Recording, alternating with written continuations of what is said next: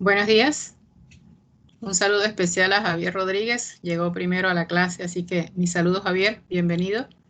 Y bienvenido a todo el resto de los estudiantes que se han unido a la clase en este momento. Nuestro tema de hoy, pues, es en la primera fase. Vamos a terminar los conceptos básicos de radiación. Inmediatamente después vamos a ver un par de ejemplos en el área de radiación y vamos a finalizar el periodo de clases de hoy discutiendo y presentando lo que es la fase 3 de tu proyecto final. Esa fase 3 tiene como fecha de entrega, pues la última semana de clase. El informe escrito se entrega ese viernes últimos de clase, pero realmente tienes que tener el proyecto finalizado a inicios de la primera semana, porque la sustentación del proyecto es en esa última semana.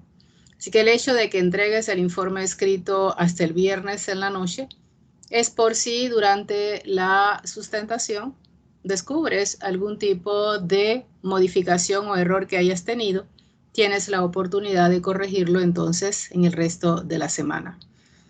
En esa sustentación, el primer día que tenemos 2 horas de clase, como un miércoles, igual que hoy, presentarán 6 grupos y el resto, que la próxima clase sería el último viernes de clase, presentan los 6 grupos últimos. Presentan su intercambiador de calor, las indicaciones de esa presentación están dentro del informe que nosotros presentamos al inicio. Así es que para aquellos que están trabajando ya en la fase 2, que es posible que la terminen a tiempo más temprano de lo que se espera, puede inmediatamente iniciar la fase 3. Así que esa es la razón por la que en el día de hoy vamos a presentar en qué consiste la fase 3 y apenas cerremos la clase de hoy, pues se los hago llegar a través del correo electrónico. Antes de iniciar la clase, como de costumbre, si hay alguna pregunta, entonces abrimos el compás para responder las preguntas que haya.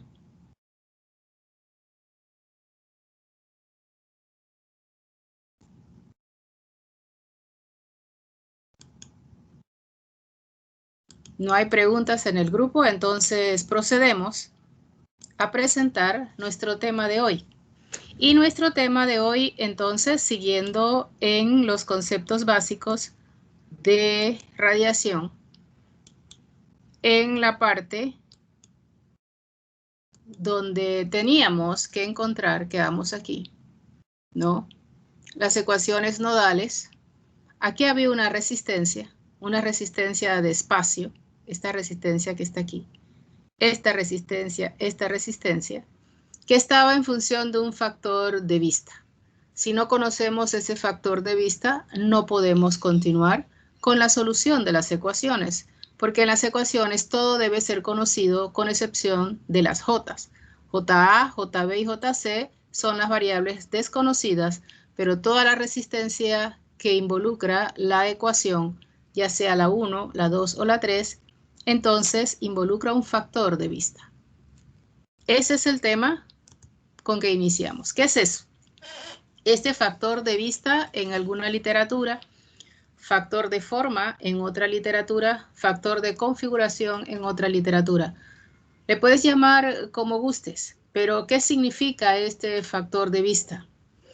Y es que en radiación, la orientación geométrica, o sea, la forma en que un cuerpo ve al otro cuerpo, es e influye en esta transferencia de calor radiante.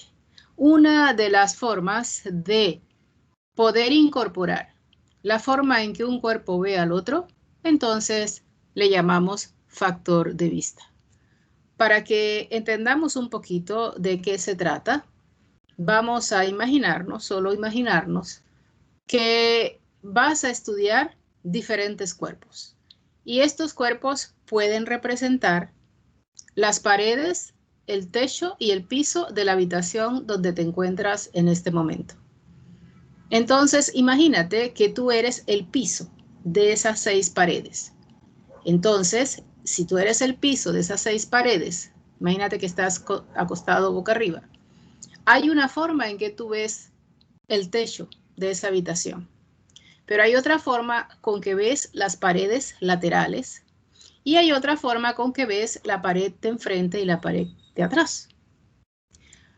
Pero si hay, por ejemplo, una pared lateral y ya tú te cambias de posición y te colocas de pie en la pared lateral, lo más probable es que cuando mires el techo lo veas diferente a cuando estabas en el piso. Es probable que ahora tú puedas ver el piso. Antes no podías porque estabas sobre el piso. Entonces, estas formas diferentes en que un cuerpo ve al otro cuerpo se incorpora dentro de nuestro estudio de radiación mediante el factor de vista. Eso es lo que vamos a estudiar inicialmente. Este factor de vista cumple con algunas reglas muy simples. Las he separado, sin embargo, ellas al usarse se utilizan indistintamente dependiendo de la ventaja que ofrece cada una. Y le he llamado, por ejemplo, la primera regla de la sumatoria de los factores de forma, la segunda regla de la reciprocidad, regla de la superposición de los factores de forma y regla de la simetría de los factores de forma. En alguna literatura le llaman ley de sumatoria o ley de reciprocidad. Creo que más que una regla, más que una ley es una regla, una forma de ver y de analizar entonces el comportamiento de ellos. Vamos a ver qué involucra cada una de estas reglas dentro de estos factores de vista. Y empezamos entonces con la primera regla que le llamamos regla de las sumatorias de los factores de vista. Entonces, ¿qué significa? Ok, vamos ahora a volver a nuestra habitación con las 4 paredes, el techo y el piso. Y vamos a asumir inicialmente que tú estás en el piso y que estás mirando el resto de las paredes, el techo y las 4. Significa entonces que cuando tú estás en el piso y miras el techo y luego miras las 4 paredes, has visto toda la habitación, porque tú no puedes verte a ti mismo que estás en el piso. Entonces, la regla de la sumatoria dice que cuando tú miras todas las partes que componen el cuerpo donde estás y vas a analizar, lo has visto todo. Y entonces, la sumatoria de todo lo que ves es el total de ese cuerpo que vas a analizar. Y este es el 100% o el 1 que tú ves aquí. Donde aquí dentro de la expresión es la cantidad de zonas. Cuando hablamos de zonas es la cantidad realmente de cuerpos intercambiando con su respectiva forma geométrica. Vamos a verlo en forma simple. Esta es o puede ser la habitación donde estás, donde tú podías en este caso pararte en la zona 2, aquí en la parte de abajo. Entonces, el factor de forma se expresa con 2 subíndices. Aquí. El primer subíndice es donde estás ubicado. Así es que si estás ubicado en la zona 2, el primer subíndice tendría que ser 2. Y tú ves, ¿qué ves? La zona 2B, por ejemplo, a la zona 3. Entonces, el segundo subíndice es la zona que ve la zona 2. Entonces, un factor de forma 2, 3 significa que 2 está mirando a 3, pero se ubica en 2. Un factor de forma, por ejemplo, 3, 5, significa que 3 está mirando, en este caso, a 6, perdón, que es aquí, esta pared que está aquí, vertical y lateral. Entonces, esto que está aquí dice que si yo me paro, por ejemplo, siendo 1, que es 1, ok, 1 es la cara de enfrente que está acá. Si yo me paro en 1, entonces yo miro 2, este es el factor de forma, así es que esta es la forma en que 1 ve a 2. Yo miro 3, el factor de forma 1, 3. Asimismo, miro 4, miro 5 y miro 6. Entonces, la forma en que uno ve a 2, a 3, a 4, a 5 y a 6 debe ser cuando termina todo lo que ve uno, o sea, el 100%. Solo que este factor de forma 1, 1 si tú te paras en la zona 1, tú no ves tu propia zona, o sea, tú no te puedes ver a ti mismo. Y este factor 1, 1 aquí se elimina en este caso y sería de 0. Así es que si tú te paras en otra zona, por ejemplo, aquí te paraste en la zona 1, acá te paraste en la zona 2, entonces la zona 2 ve a la zona 1, la zona 2 se ve a sí misma, eso es 0, la zona 2 ve a la zona 3, la zona 2 ve a la zona 4 y así sucesivamente. La sumatoria de todo lo que ve 2 tiene que ser el 100% de todo lo que mira. Entonces, esta regla de la sumatoria te dice entonces el comportamiento de toda esa forma geométrica de lo que mira una zona determinada, ya sea 1, 2, 3, etcétera, y que la sumatoria de todo lo que ve, si las contempla todas, sería entonces el 100% de lo que involucra, en este caso, la vista o lo que ve la zona donde te paraste, ¿no? Entonces aquí como observación lo puse con cuidado, que la zona no se puede ver a sí misma, entonces aquí este factor 2, 2 es 0 y este factor 1, 1 es 0. La segunda regla, dice, la regla de reciprocidad de los factores de forma. Esta es la más simple y es la que más se usa. Vamos a decir que aquí hay un cuerpo, vamos a decir que J es 1, vamos a decir que I es 2, entonces dice, si tú te paras en 1, que es esta, en el área 1, la forma en que 1 ve a 2 debe ser exactamente igual de si tú te paras en 2 y lo multiplicas por la forma en que 2 ve a 1. Entonces, la ley de reciprocidad, entonces, se aplica en forma muy simple. Entonces, depende de cómo te pares. Entonces, aquí, por ejemplo, la zona 3, la zona 6. Entonces, si te paras aquí, entonces, el área 3 por el factor de forma 3, 6, tiene que ser igual que si tú te paras en la zona 6 y el área 6 por el factor de forma en que 6 ve a 3, entonces debe ser exactamente lo mismo. Eso es lo que dice la regla de reciprocidad de los factores de forma. Esta es interesante, donde es la tercera regla, que dice regla de la superposición de los factores de forma. Esta regla se aplica cuando tienes áreas o zonas que está compuesta de subzonas. Por ejemplo, aquí hay una zona, pero esa zona está compuesta de la subzona 2 y de la subzona 3. Entonces tú te paras aquí. Entonces dice que la forma en que uno ve a la zona total, que es 2, 3, tiene que ser igual a la forma en que tú ves, tú eres 1, te paras aquí a 2, fíjate que aquí está la parte de 2, más la zona que tú ves de la zona 3. La suma de esto más esto es exactamente igual a esto.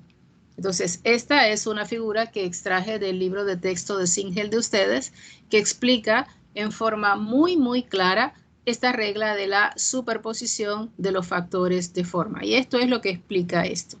La zona 1, por ejemplo, que está viendo a la zona, en este caso, compuesta aquí, 2, 3, tiene que ser igual a al factor de forma con que ve 1 a 2 por separado, más la zona o el factor de forma con que ve 1 a 3, en este caso aquí, por separado.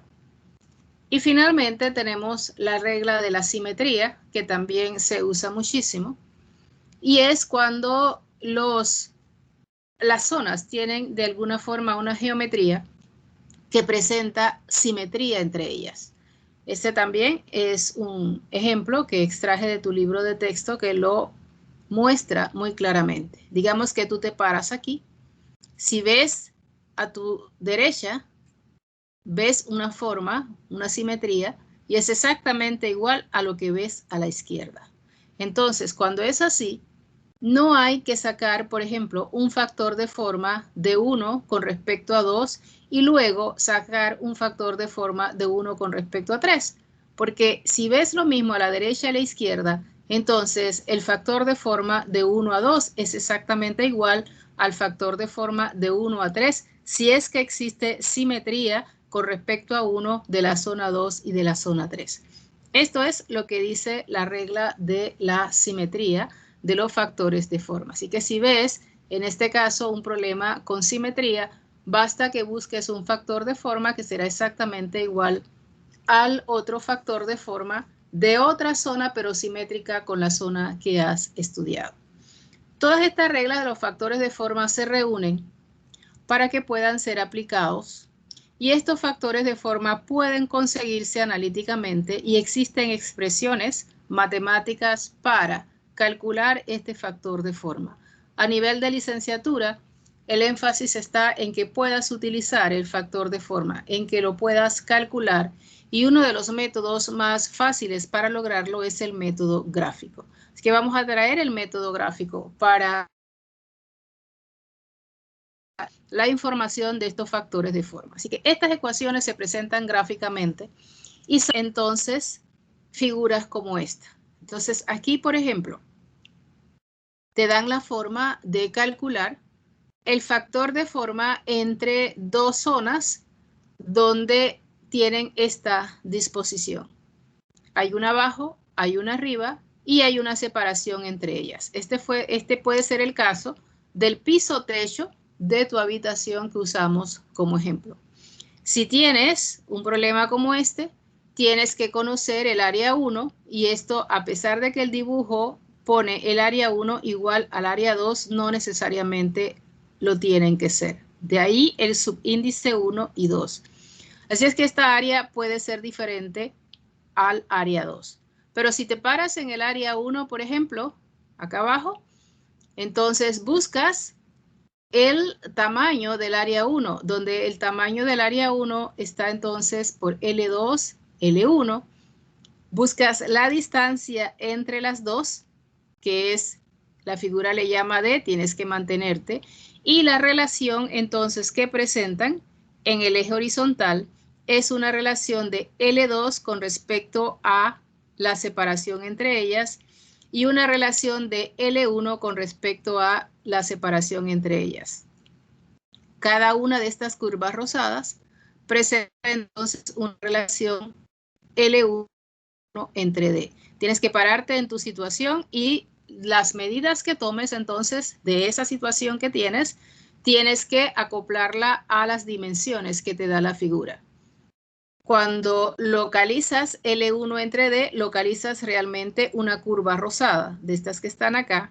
Cuando localizas la relación L2 entre D, entonces simplemente interceptas la curva rosada con el punto que encontraste en la parte horizontal, te mueves verticalmente, interceptas el punto, te vas hacia la izquierda y lees el factor de forma. Y aquí está entonces el factor de forma para una relación como esta. Si tuvieses, por ejemplo, el caso de que estás en el piso y una de las paredes, entonces tú puedes usar el gráfico que se presenta, donde aquí sería el piso y aquí sería una de las paredes con las dimensiones correspondientes. L1, L2, en este caso, y W. Buscas las medidas, en este caso, el tamaño del piso, la altura de la pared, buscas que es L1 con la relación con respecto a W, buscas que es L2 y su relación con respecto a W, utilizas, esta es la ecuación del factor de forma graficada, intersectas entonces con este valor L2 sobre W, la curva rosada, haces lo mismo, te mueves hacia la izquierda y puedes leer el factor de forma rápidamente. Si la orientación cambia, puedes usar la misma figura, pero te acoplas entonces a las dimensiones correspondientes a tu caso con la orientación adecuada. Hay factores de forma diferentes, por ejemplo, aquí hay dos discos. Esto puede ser, por ejemplo, los cabezales de un intercambiador de calor, que son la parte extrema. Si tienes, por ejemplo, una lata de refresco, puede ser la parte de abajo de la lata con la parte superior de la lata y así sucesivamente. La metodología es exactamente igual. Te ubicas aquí con la información correspondiente de los tamaños y la geometría de la situación que tienes, buscas las relaciones, ubicas la curva rosada e interceptas el factor de forma.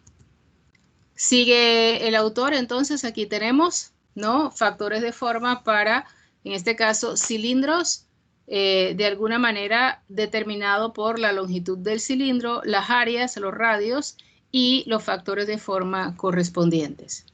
Hay tres casos muy fáciles que generalmente se presentan, donde no importa dónde te paras, tú eres capaz de ver todo lo demás. Por ejemplo, el caso de las placas paralelas infinitas. Si tú te paras aquí, por ejemplo, entonces miras hacia arriba. Si estas placas son infinitas, tú puedes ver toda la placa superior. Si te paras en la placa superior, tú puedes ver toda la placa inferior. Así es que si te paras aquí o si te paras aquí, tú ves todo lo demás y por eso el factor de forma es la unidad. Si te paras, por ejemplo, y esto es una esfera y estás dentro de la esfera, no importa dónde tú te pares, el punto, entonces tú eres capaz de ver todo lo que hay dentro de la esfera. Así es que un punto dentro de una esfera tendría entonces un factor de forma igual a 1. En los cilindros concéntricos tienes una forma similar. Por ejemplo, tú puedes pararte en la superficie interior del cilindro azul y tú puedes ver desde allí toda la superficie, en este caso, exterior del cilindro rojo.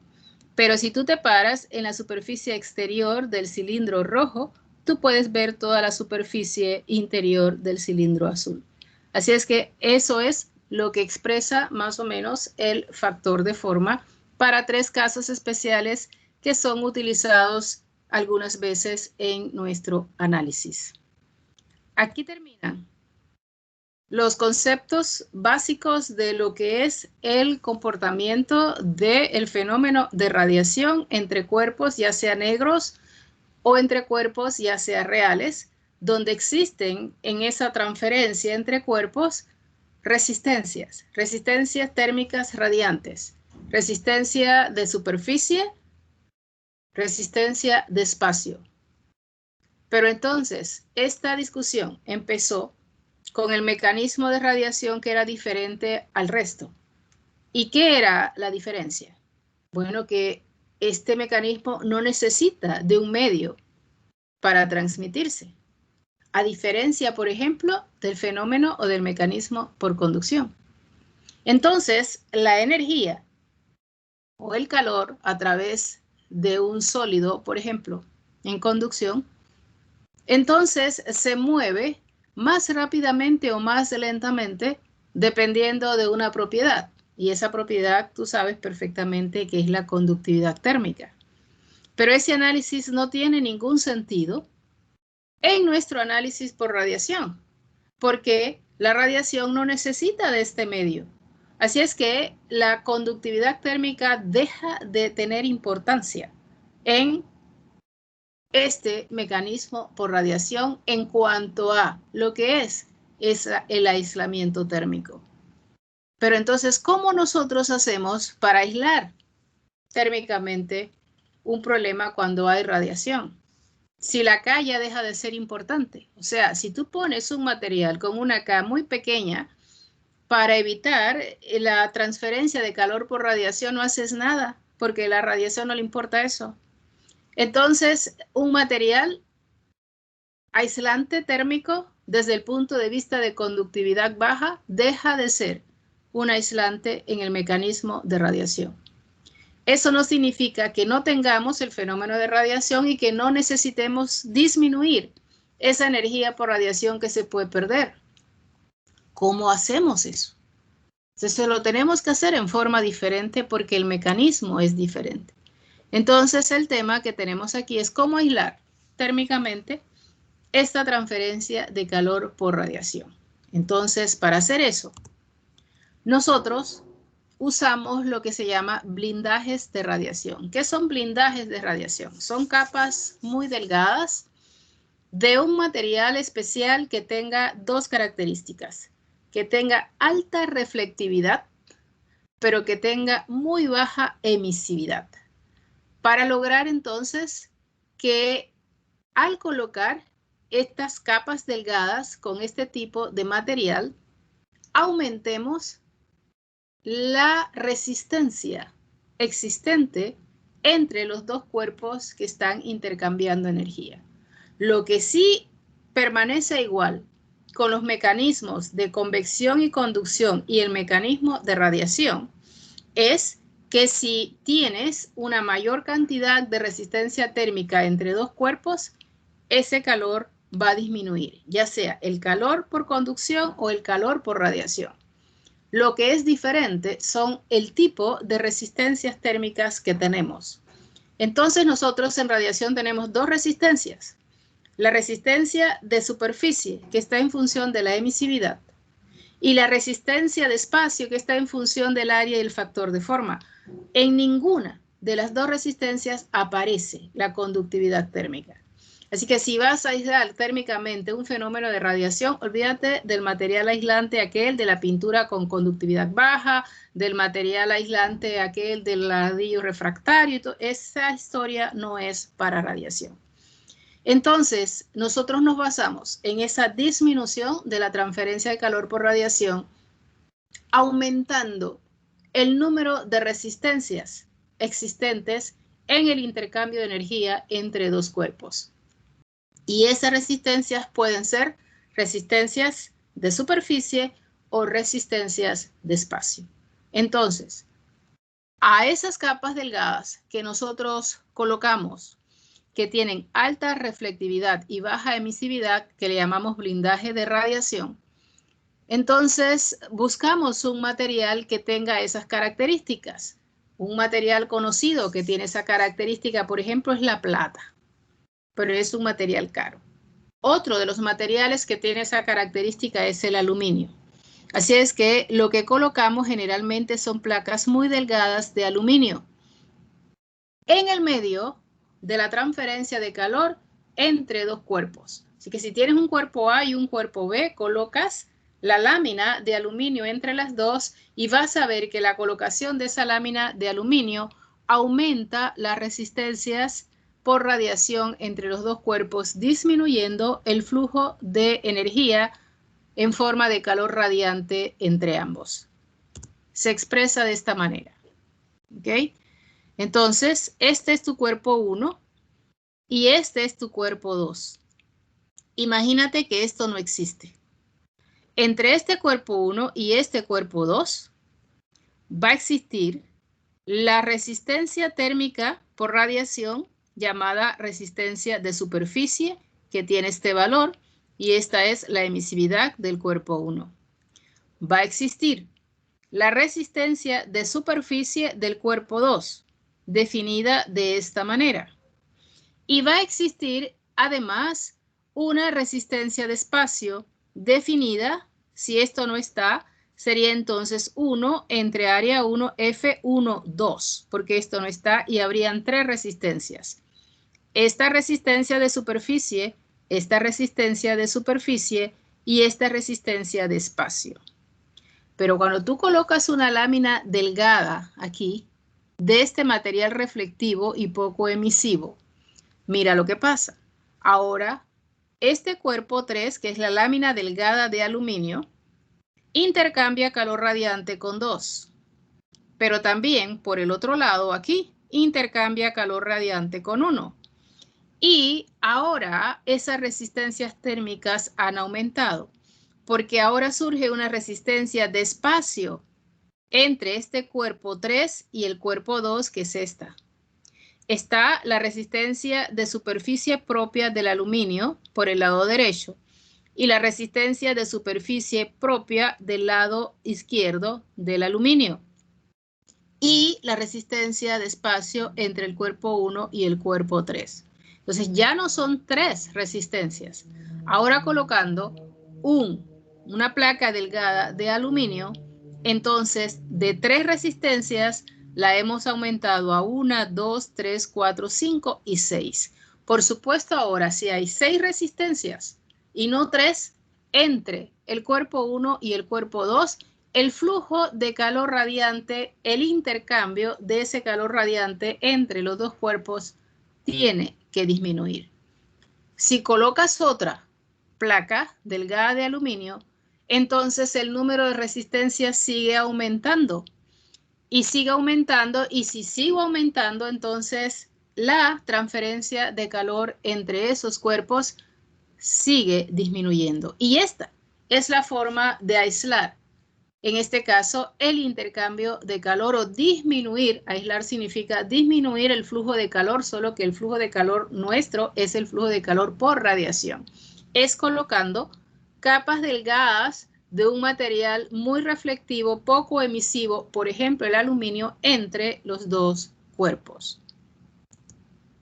Aquí está lo que tendrías entre dos cuerpos sin ninguna capa, sin ningún blindaje, y fíjate cómo nacen las 3 resistencias térmicas por radiación.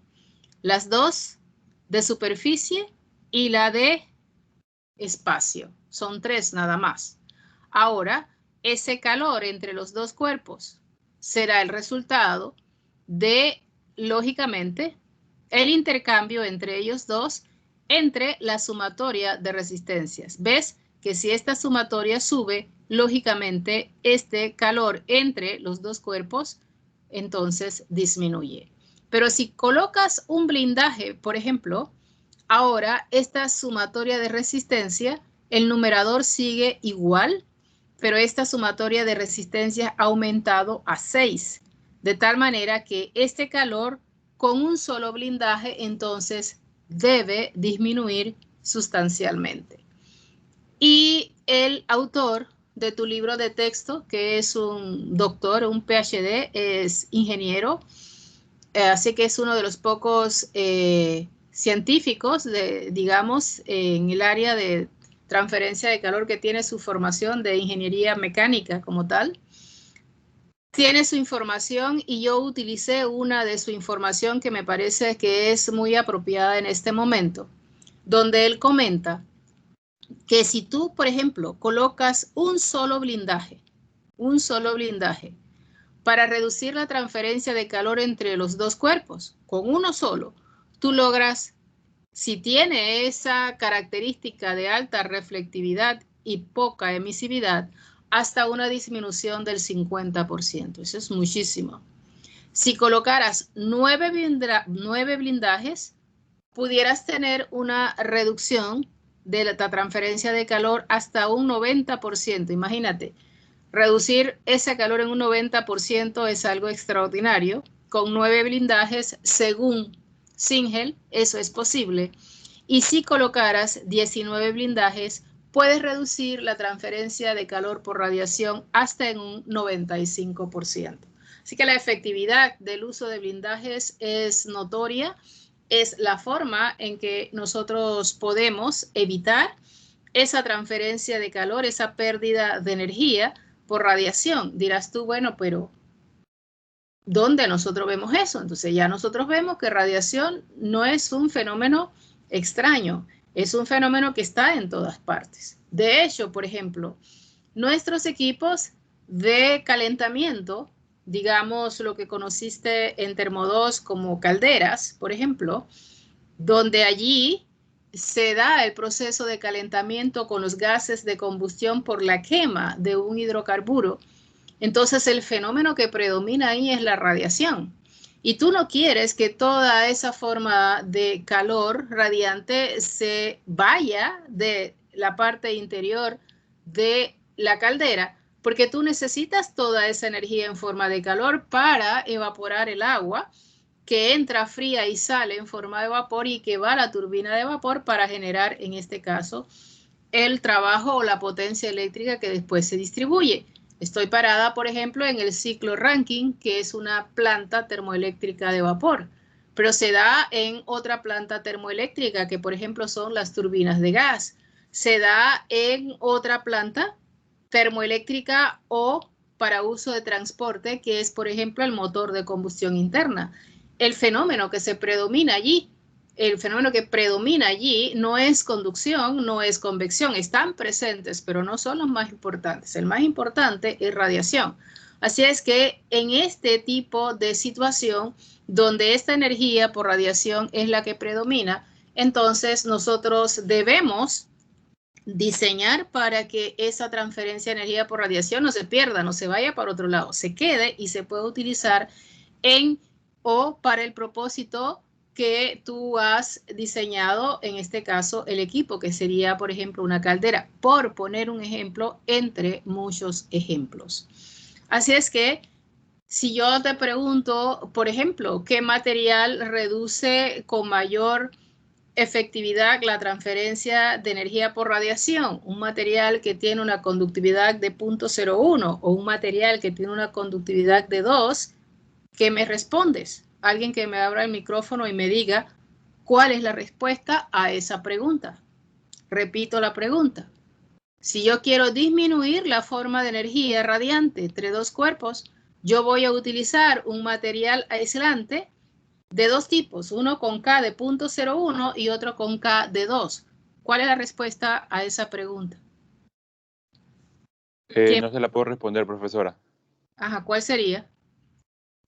O sea, no se la puedo responder porque lo que usted me está dando es la conductividad térmica y mi aislamiento de la radiación no depende de mi conductividad térmica, sino que depende de otras propiedades de mi material. Exactamente, entonces la respuesta es ninguno, porque no importa cuál es la conductividad de ese material, eso no te va a ayudar a provocar ese aislamiento térmico por radiación. Entonces, esta pregunta va dirigida a que, a pesar de que eso es así, si el profesional o el personal que trabaja dentro del área de transferencia de calor no tiene esto claro, entonces tú vas a ver, incluso dentro de tu ejercicio profesional, que lo vas a hacer dentro de muy poco tiempo, personas tratando de disminuir la transferencia de calor por radiación utilizando aislantes térmicos.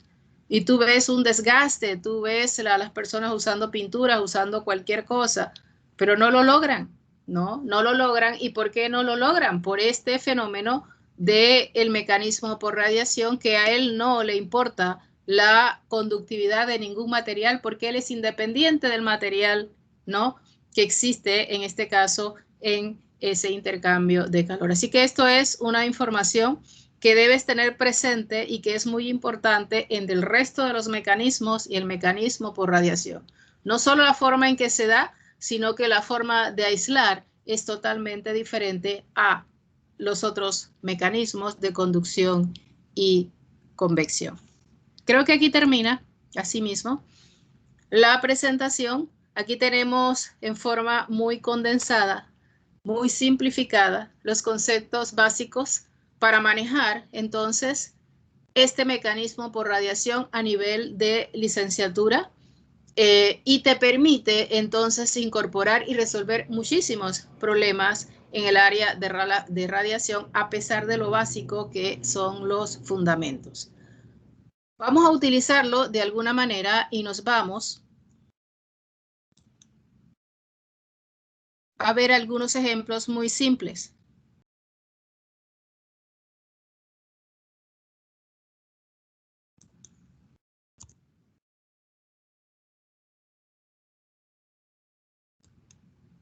Ok, entonces aquí tenemos,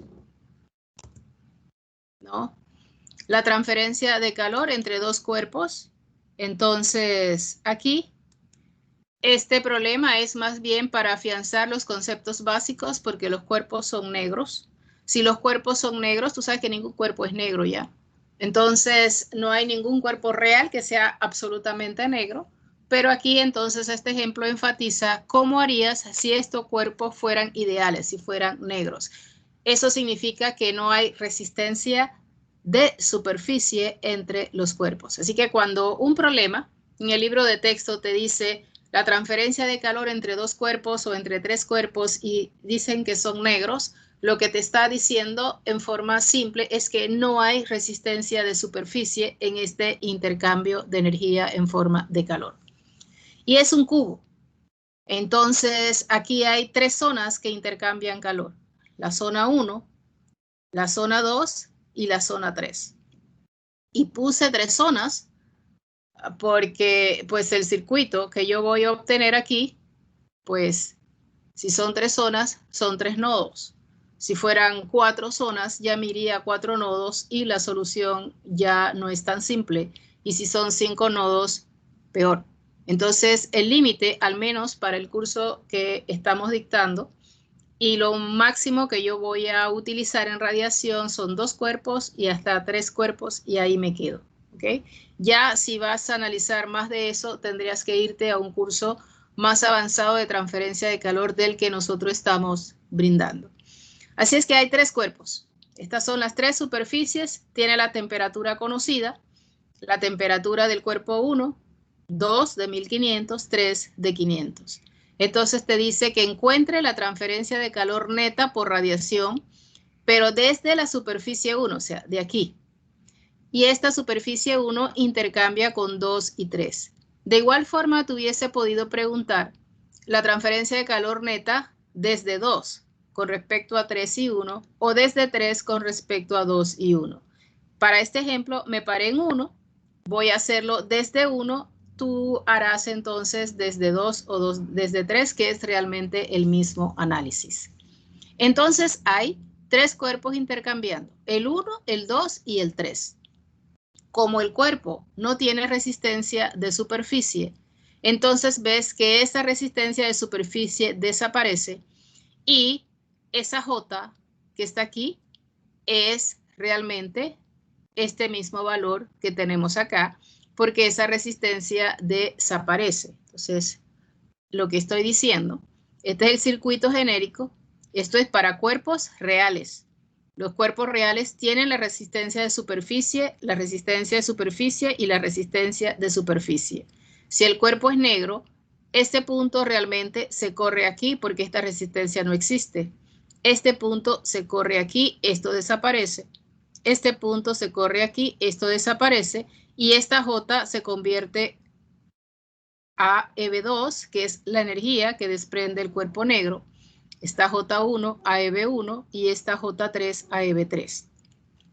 Esa energía del cuerpo negro se define como el sigma, que es la constante de Stefan Boltzmann, por la temperatura de ese cuerpo absoluta elevada a la cuarta, respectivamente para EB2 y para EB3. Entonces, el circuito es sumamente simple. Esto desaparece, estas tres son 0, y el circuito te queda entonces de una forma muy simple como esta, que está aquí.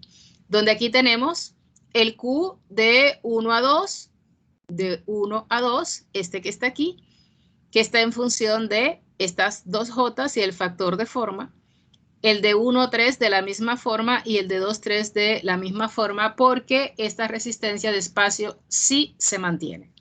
Aquí tenemos la resistencia de espacio entre 1 y 2, y aquí vemos que estamos usando la regla de reciprocidad de inmediato.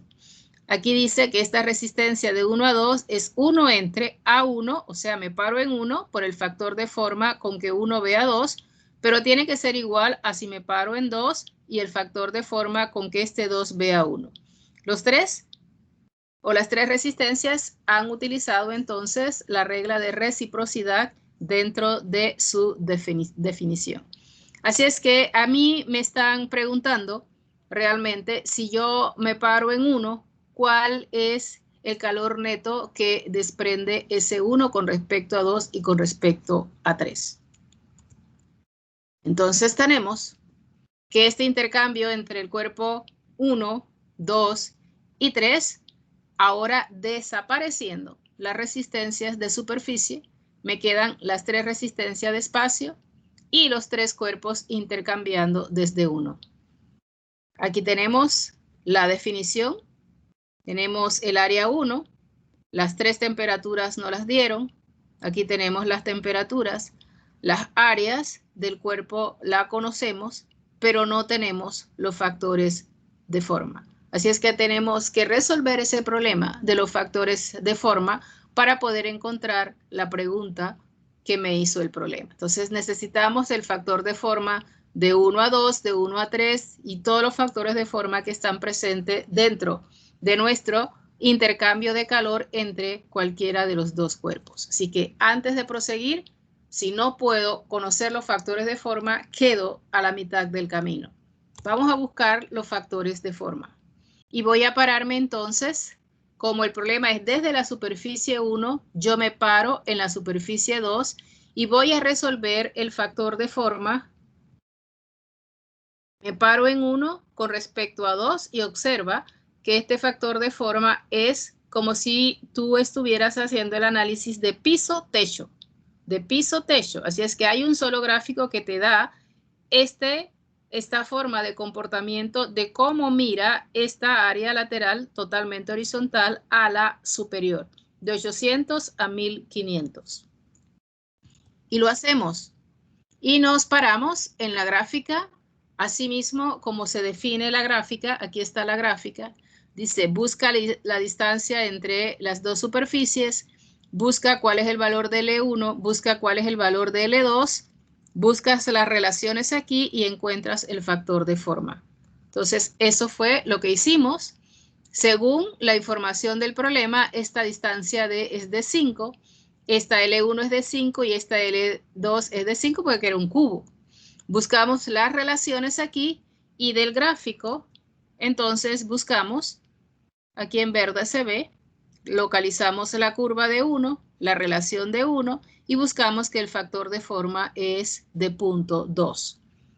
Con ese factor de forma de 0.2, entonces podemos aplicar de una vez, fíjate, la regla de la sumatoria y que decía que si te paras en 1 y el intercambio es con 2 y 3, entonces todo lo que ve 1 con respecto al mismo se va, esto es 0, más lo que ve 1 con respecto a 2 y lo que ve 1 con respecto a 3 es todo lo que ve 1 con respecto a todo lo que está intercambiando y esto tiene que ser el 100%. Tú acabas de encontrar el factor de forma de 0.2. Así que de esta ecuación, de una vez, puedes encontrar el factor de forma de 1 a 3, que sería de 0.8. Aquí están las áreas, área 1, área 2, área 3. Como es un cubo, pues cada lado mide 5, no tienes problema con las áreas. Tienes ahora todo lo que necesitas para calcular, entonces es importante que entendamos qué es lo que está pasando aquí. Entonces, aquí está el intercambio de 1 con respecto a 2, este que está aquí. Donde aquí está la resistencia de espacio y aquí está, en este caso, el calor que emite el cuerpo negro, 1 con 2. Entonces, observamos que este calor de 1 con 2, acuérdate que 1 era la parte de abajo, 2 era la parte de arriba. Cuando reemplazamos ya con el factor de forma encontrado de 0.2, decimos entonces que ese calor tiene con las temperaturas de 1 y 2 un valor de 1319 kilowatts, pero con signo negativo. Este es el 1319. Así es que ese calor de 1 a 2 con este signo negativo no está saliendo, en este caso de 1 hacia 2, lo que significa es que está viajando de 2 hacia 1. Y esos 1319 no están saliendo, sino que están entrando en este caso. Con las mismas unidades, aquí hay un error, pero no importa, después lo arreglamos. Así que estos 1319 están entrando acá. Pero vamos a ver qué está pasando de 1 con 3. Ya tenemos el factor de forma de 1 a 3 y nos da 394, lógicamente saliendo tiene un signo positivo, así que el calor viaja de 1 a 3. Entonces, la pregunta es realmente, ¿qué es lo que está transfiriendo la superficie 1 netamente? Entonces, es la diferencia de lo que le está llegando menos lo que le está saliendo aquí, que realmente a la superficie 1, con todo ese intercambio de 2 con 3, lo que netamente le queda es que ella recibe la diferencia entre las dos, que es 925 kilowatts, pero entrando a esa superficie 1.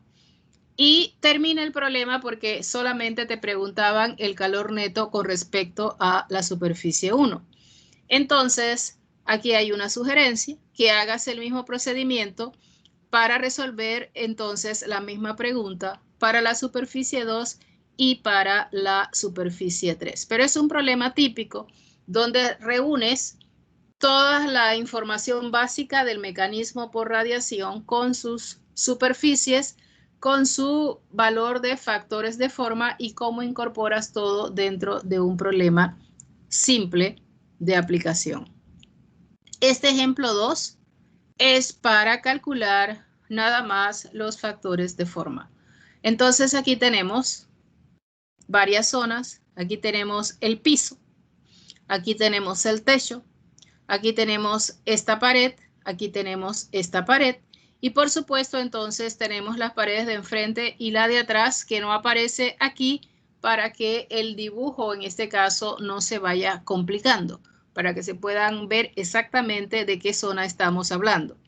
Piso aquí, la zona 1 aquí, la zona 3 aquí y la zona 2 acá. Así que este es un ejemplo de aplicación nada más de cómo encontrar los factores de forma. Por más simple que parezca el procedimiento para determinar los factores de la sugerencia es que al menos hagas uno de cómo determinar los factores de forma para que tú puedas entender el procedimiento sin problemas. Haciendo es como uno aprende, así como estás haciendo tu diseño de intercambiador. En este momento no lo ves, pero tú haciendo ese diseño estás utilizando todos los conceptos básicos que vas aprendiendo a medida que vamos avanzando en los módulos. Y es así como cada uno de esos conceptos se hacen parte de tu propia formación. Si no lo usas, eso se disipa y se pierde. Vamos a ver, dice, para la figura mostrada, esta figura, encuentre en este caso el factor de vista del piso, esto como referencia, con respecto a 2, acá arriba, ¿no? Piso, techo. Encuentres desde el piso con respecto, en este caso, a la pared 1, que está aquí. Y del piso con respecto a la pared 3 que está acá. Y la última pregunta, que es compruebe la regla de la sumatoria de los factores de forma. Significa entonces que tienes que encontrar el resto de los factores de forma para comprobar si realmente todo lo que ve este piso con respecto a las 5 zonas diferentes suma el 100%. Esta estrategia entonces es prácticamente el uso de los gráficos, donde aquí tenemos el piso ahora, aquí tenemos la zona 2, tenemos ahora las dimensiones igual que como se presentan en tu ejemplo, tienes que trasladarla ahora al dibujo que presenta el gráfico, donde ahora para tu problema D sería esta altura entre los dos, está aquí, L2 tú lo pones aquí igualito como dice el gráfico, sería de 20 pies y L1 sería de 25. Encuentras la relación de L2 sobre D, de L1 sobre D y lees el factor de forma, donde ese factor de forma piso A2 es de 0.45, según el diagrama y según la disposición geométrica y el tamaño de las zonas que estás en este caso analizando. Vamos a ver ahora de el 1, en este caso, piso con respecto a 1, piso con respecto a 3. Entonces aquí tienes el gráfico, aquí tendrías la zona 3, pero fíjate que hay simetría con respecto a la zona 1. Así que puedes utilizar la zona 3 y el piso igualito a esto que está acá. Defines las longitudes L1, W y L2. Encuentras las relaciones entre esas medidas y del gráfico de una vez puedes leer el factor de forma de esta gráfica que está aquí, de esta zona 1 con respecto, o de este piso con respecto a la zona 1, que es lo que realmente buscas aquí, y por simetría, no lo tienes que volver a hacer, tú sabes que esto con esto es simétrico con respecto a esto con esto, basta que encuentres de piso a 3 o de piso a 1 y sabes que son idénticos. Ya has usado entonces la regla de la simetría. Sigues ahora están las zonas, la parte de enfrente y la parte de atrás. Usas el mismo, pero tienes que adaptarte ahora a las medidas y trasladar ahora los valores de L1, W y L2. Fíjate que esto no es exactamente lo mismo que esto que está aquí. Entonces tienes que adaptar tu gráfico aquí a lo que tienes, en este caso, dentro de tu, ya no es un cubo, pero dentro de tu figura geométrica. Haces el mismo procedimiento y encuentras el factor de forma de piso a 4, de piso a esta zona 4, que es de 0.125, y por simetría sabes que es exactamente igual a el factor de forma del piso con respecto a 5. Ya tienes todos los factores de forma y la última es comprueba si realmente la regla de la sumatoria se aplica, y a veces esto lo hacemos para ver si nos equivocamos en los cálculos de los factores de forma.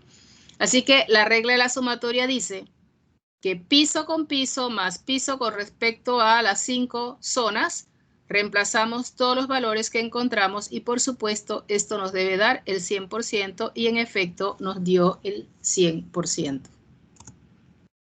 Aquí la recomendación final es que todo esto que hemos visto se aplica de alguna manera a dos problemas propuestos por el libro.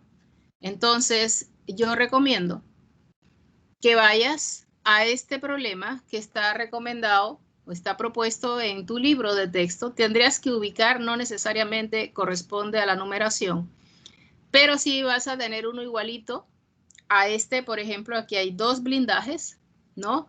Y resuelvas este problema propuesto donde ves cómo se aísla y cómo disminuye sustancialmente la transferencia de calor entre dos cuerpos reales utilizando el concepto de blindajes. Así es que esto es una aplicación directa de lo que nosotros vimos en cuanto a el aislamiento térmico por radiación.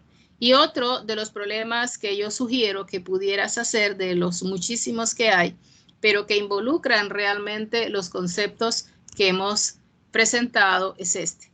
Entonces aquí, este es un horno. Entonces aquí hay tres zonas. Está la parte de abajo, la parte de arriba y las paredes del horno.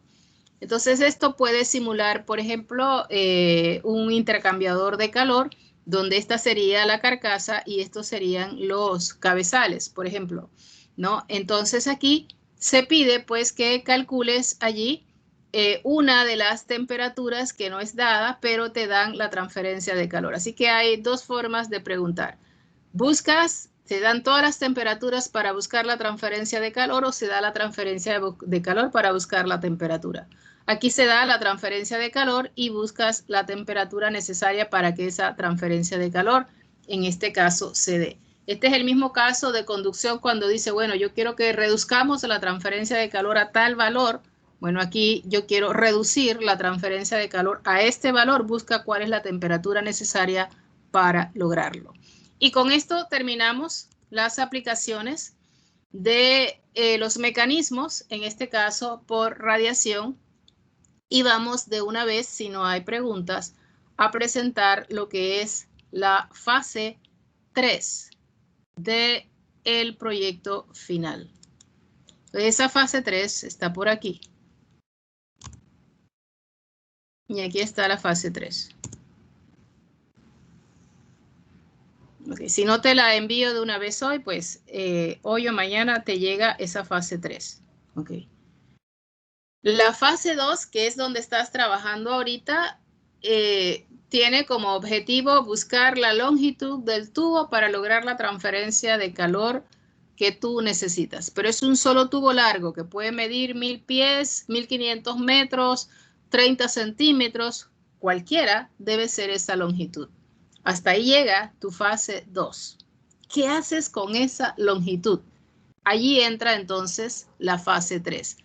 La importante es la fase 2, porque si te equivocas en la longitud, ese intercambiador no va a hacer lo que tú quieres.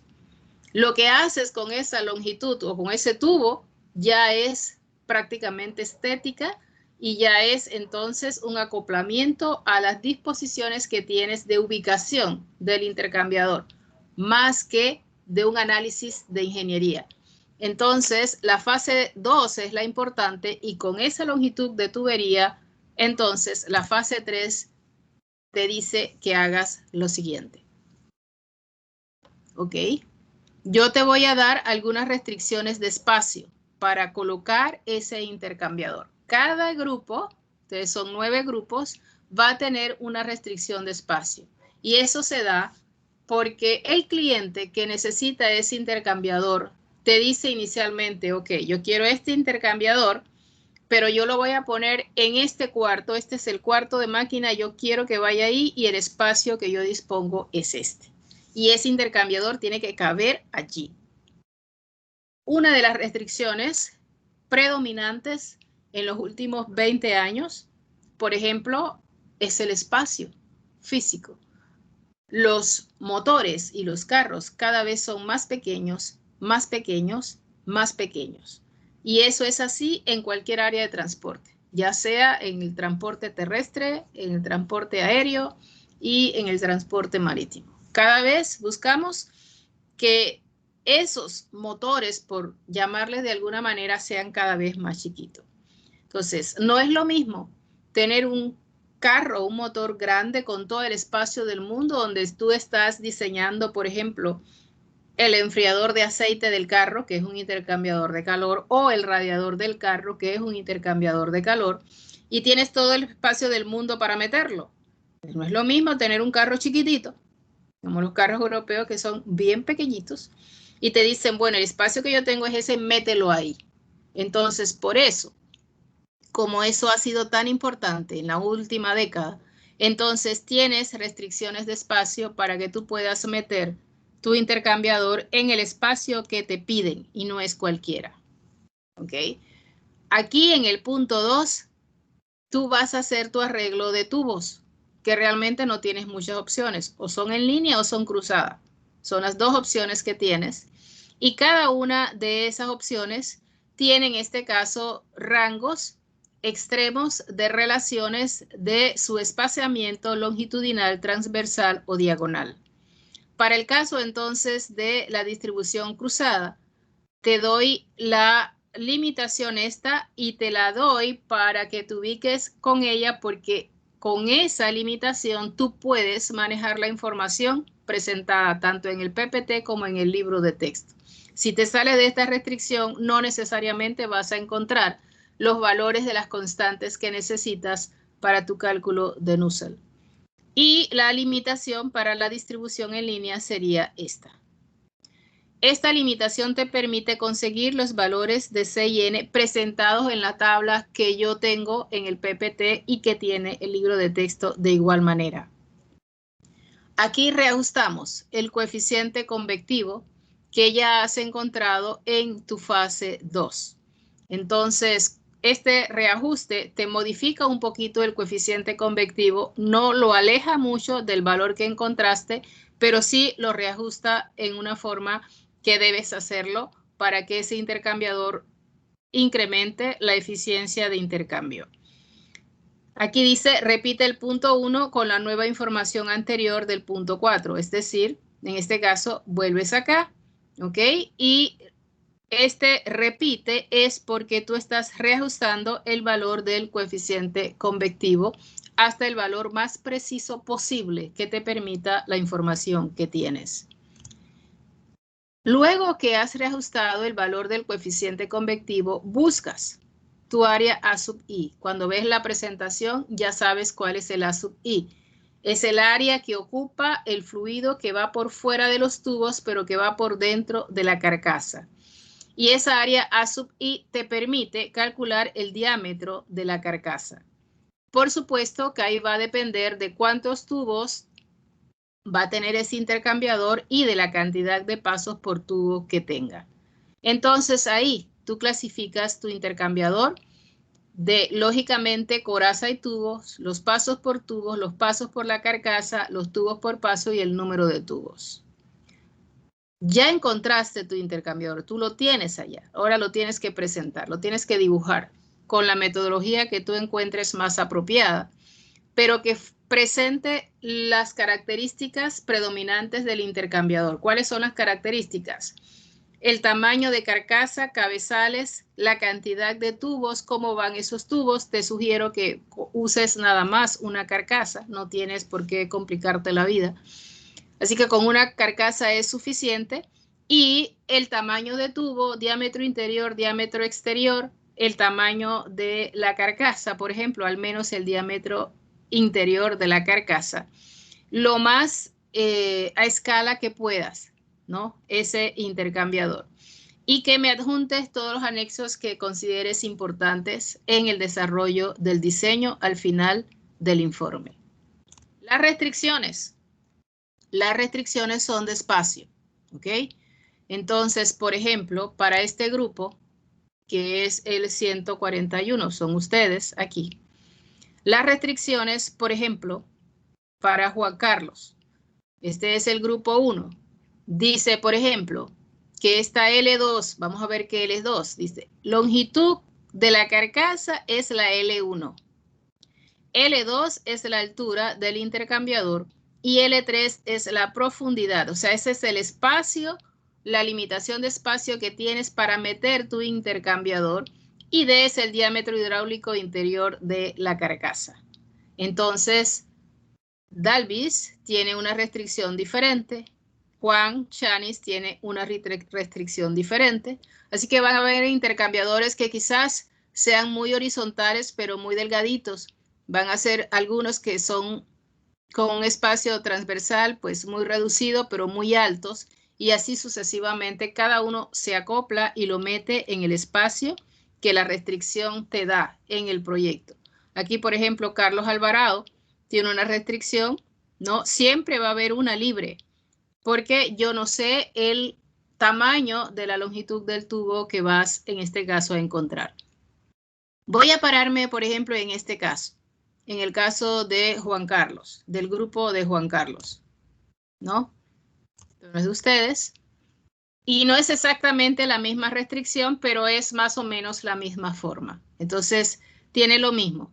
L1, longitud de la carcasa.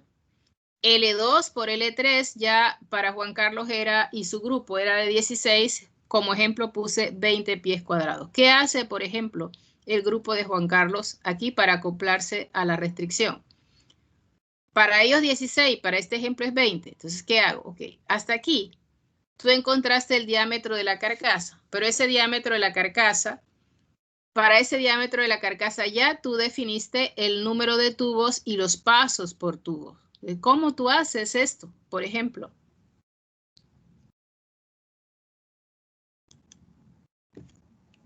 digamos que a ti te dio, este es tu tubo, es un solo tubo, ¿ok?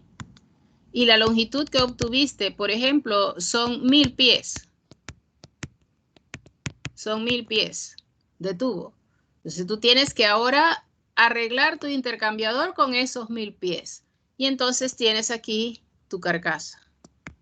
Así que este es el tamaño de tu carcasa, y para ese tamaño de la carcasa tú decides que esa carcasa, por ejemplo, tiene 10 pies. Entonces, si tiene 10 pies, por supuesto, de una vez tú consigues tu número de tubos. Y tu número de tubos, lógicamente, para esa longitud de la carcasa sería, en este caso, de 100 tubos. Pero sería entonces ahora 100 tubos si el tubo entra por aquí y sale de una vez. 100 tubos. Entonces, que no me gusta así. No me gusta así. Yo quiero ponerle, por ejemplo, 2 pasos por tubo. Y si quieres ponerle 2 pasos por tubo, entonces ya tú no necesitas 100 tubos. Tu número de tubos sería 50, pero tu número de pasos sería 2. Entonces tu intercambiador va cambiando de forma, donde ahora tú vas a usar 50 tubos, pero con 2 pasos cada tubo, ¿no? Y así sucesivamente, tú puedes irte, por ejemplo, a 3 pasos por tubo y te cambia el número de tubos, y así sucesivamente. Pero ¿qué pasa con la restricción? Que yo te estoy diciendo que mételo ahí porque no tienes más espacio. mételo ahí, porque te dijeron que esta L2 y esta L3 no podía ser mayor de 20 pies cuadrados, pero que esta L1 pues era libre. Significa que tú tienes que diseñar tu intercambiador para meterlo aquí. Entonces tú tienes un diámetro de la carcasa, este que está aquí. Así que este intercambiador al menos tiene que caber allí, ¿no? Y ese diámetro de la carcasa lo obtuviste con un número de tubos y con el número de pasos por tubo, por ejemplo. Pero porque la longitud de la carcasa era de 10. Si él no cabe, entonces, porque este diámetro de la carcasa es mayor que el espacio que tenías disponible, entonces tú tienes que ir cambiando la longitud de la carcasa. Y ahora la longitud de la carcasa, por ejemplo, ya no sería 10, la longitud de la carcasa, por ejemplo, puede ser 20. Y si ahora la longitud de la carcasa es 20 pies, por supuesto que el número de tubos y el número de pasos por tubo lo puedes disminuir de tal manera que este intercambiador quepa allí. Y como L1 era libre, entonces es un intercambiador que entra en este espacio y puede ir alargado hacia atrás. Es con la restricción número 1. Las otras restricciones funcionan de la misma forma. Entonces seguimos acá con el ejemplo. Donde ahora, mira acá, para este diámetro de la carcasa, que fue el intento inicial del grupo, por ejemplo, que dio 5.4 pies con los números de tubos y los pasos por tubos que en este caso tú elegiste. Si este es el diámetro de la carcasa, tú tienes que tener una holgura, porque falta en este caso el espesor de la carcasa y por supuesto tienes que dejar una holgura para poder meter tu intercambiador. Entonces la sugerencia es que si esta L tú la estás manejando en pies, en este caso, pues la holgura también sea en pies y con un pie es suficiente de holgura. Si la L está en pulgadas, con 1 pulgada de holgura es suficiente y si está en centímetros, con 1 centímetro de holgura es suficiente. Así es que tienes entonces que ahora si este diámetro de la carcasa es 5.4, tu L2, que es la altura aquí, tendría que ser 5.4 más la holgura, que serían 6.4 pies. Así que tienes que tu L3 va a ser con esta restricción de 3.12. El diámetro es 5.4, eso no cabe allí. Entonces, esa no es la decisión. Reduzco el número de tubos, el número de pasos por tubo. L1 es libre, no hay ningún problema. Y con eso el diámetro de la carcasa, por ejemplo, me bajó de 5.4 a 3.1. Hago el mismo ejercicio. Tengo la holgura para L2, 4.1. Y ahora L3, con esta restricción es de 4.87. Cumplo la restricción y el diámetro de la carcasa es de 3.1. Cabe aquí, cabe acá, no hay ningún problema. Si cumple, me quedo acá y lógicamente la longitud de la carcasa ha aumentado, pero como L1, que es la longitud de la carcasa, es libre, no importa cuál es el valor de L1. Y este es el ejercicio que debes hacer con las restricciones de cada uno de los grupos que hemos definido en este caso. Estos son los diagramas acá. Este era el espacio que tenías con el diámetro de la carcasa que te dio 6.4. Aquí no cabe con esta longitud de la carcasa. Entonces tú lo modificaste, mira cómo va cambiando. Ahora el espacio, aquí sí cabe. Y entonces aquí tienes la longitud 1 que es libre. Ya metes tu intercambiador en el espacio restringido para que pueda entonces ubicar el intercambiador sin interferencia y sin ningún problema. La fecha de entrega, en este caso, de esta fase 3, aquí hay un problemita, ¿no? De esa fase 3 es el viernes, pero la sugerencia es el viernes último día de clase, ¿no? La sugerencia es que trates de terminar todo la fase 1, 2, 3 una semana antes. Una semana antes para que puedas hacer tu presentación de tu intercambiador en las horas de clase de esa última semana. El viernes, repito, es para ver si cometiste algún error en el proceso, tengas todavía algún par de días algunas horas adicionales para corregir el error y presentar tu informe completo, que sería entonces el informe que incluye 1, 2 y 3 del último viernes de clase, y sería en este caso a las 12 de la noche, que sería nuestra despedida. ¿Preguntas? Antes de salirme de acá.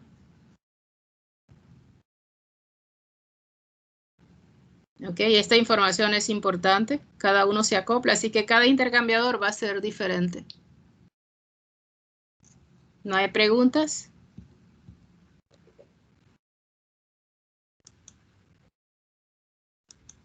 Regresamos acá entonces. Si no hay preguntas, bueno, nos despedimos por el día de hoy. Y si Dios nos lo permite, nos vemos, en el caso de ustedes, el viernes. Creo que es la próxima hora de clase que tenemos. Y entonces el viernes continuamos con los temas que forman parte de tu plan de estudio de transferencia de calor. Tenemos 2 temas pendientes que lo he modificado en el espacio porque es la primera vez que dábamos el curso virtual y yo empecé a priorizar los temas de tal manera de que si el tiempo no rendía, entonces algunos temas se iban a quedar por fuera por falta de experiencia en el manejo virtual del curso, y los temas que nos quedan pendientes son los temas que en el proceso de